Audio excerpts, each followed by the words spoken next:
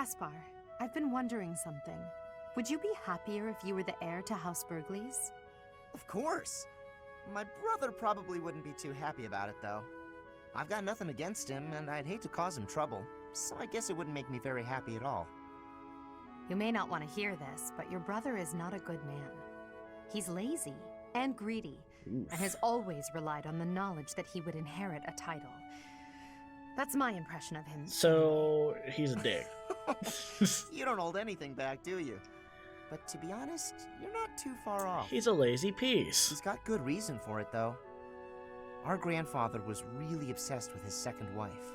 Okay. She has a son who she really wanted to become the heir. In the end, though, my grandfather had to step down sooner than expected, so everything went to my father instead. My brother is still really worried about having his future taken from him. That's the price of taking your own desires into account when choosing an heir. Right. The concept of nobility is decaying, and it's dragging the Empire into the ground with it. Wow, this conversation is really going there. You may be right, but it's not like the world is ever going to change, right? Not if Edelgard has anything to say about it. I intend to create a world where the best are free to rise to the top and succeed, regardless of their bloodline. The nobility as it is now could not exist in a world like that. I'll make sure of it. Oof. What do you think would happen to me in that kind of world? Would you appoint me as a general or minister of military affairs? If you were the best suited for that position, I would. Right. Fair. So my life would pretty much stay the same. I'd still have to train, get stronger, and use my abilities to cut my own path. I don't know what I'm gonna do after we graduate. I guess I'll just have to fight for you. Is that so? Yeah. At the base, the front lines, or wherever we might be fighting, I'll be there with all my might. Fool. Silly, silly fool. But she has a smile on her face, so hey.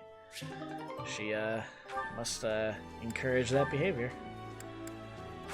Take some time before you can leave the spot. Okay, let's take a look at Hubert and Petra. That's interesting. That's an interesting dynamic. Looking out toward Bridget, are you? Yes.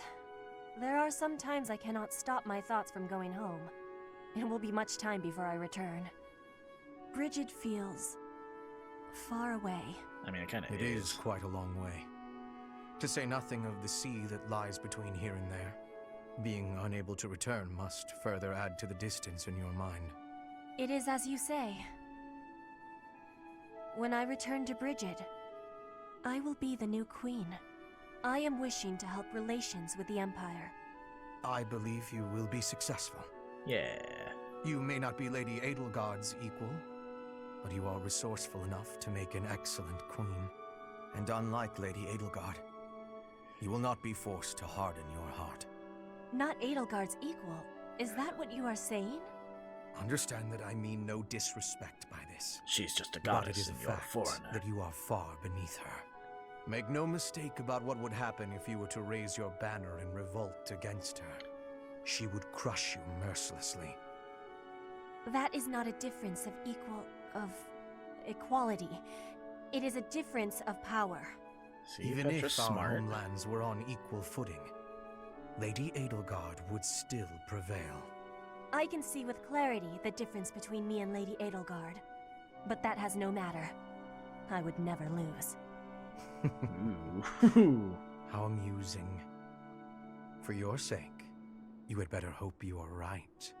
Shit, same. Luckily, we're on the same side. Like, hey, it's okay, guys. We're on the same side. Chill. Oh, Bernadette, your conversations are the best. All right, let's see what you had to say with Sylvain. Oh, this ought to be good. I looked everywhere. I guess Sylvain must still have it. Huh? When did this book get here? Wait, this is mine. And there's something sticking out of it. His phone number. Letter? Dear author, I read your manuscript quite by accident and duly apologize. However, I also write today to inform you that I enjoyed your story tremendously. I laughed and cried as the heroine overcame her many obstacles, growing stronger with each step. Your literary style presents a unique perspective. I could sense you watching over the protagonist. Aw. Wow, so many compliments. And so much attention to detail. See, Bernadette? The girl's okay. failures are as compelling as her triumphs. Since authors are told to write what they know, I believe your tale would not have been so convincing were it not for your own experiences. What? My own experiences? That's a weird way to give praise. Who wrote this anyway? Who would read my story so carefully and then write this long letter to tell me about it? Whoever it is, they must be wonderful. Aw. Someone like my dear old uncle. See, she's gonna find out that it's I do Sylvain and be hope like, my ah! letter inspires you to keep writing. Looking forward to the next chapter. Your devoted fan, Sylvain.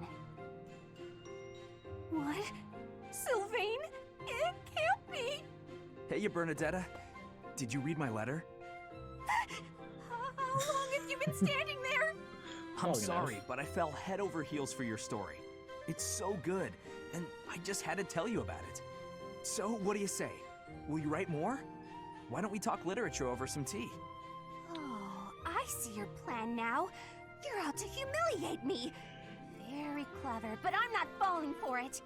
Oh, okay.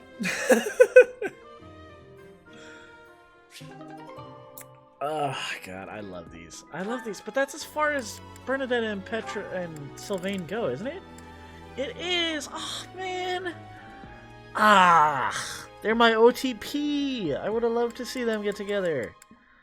Ah, man. Sad about it. It's fine. It's whatever. It's whatever.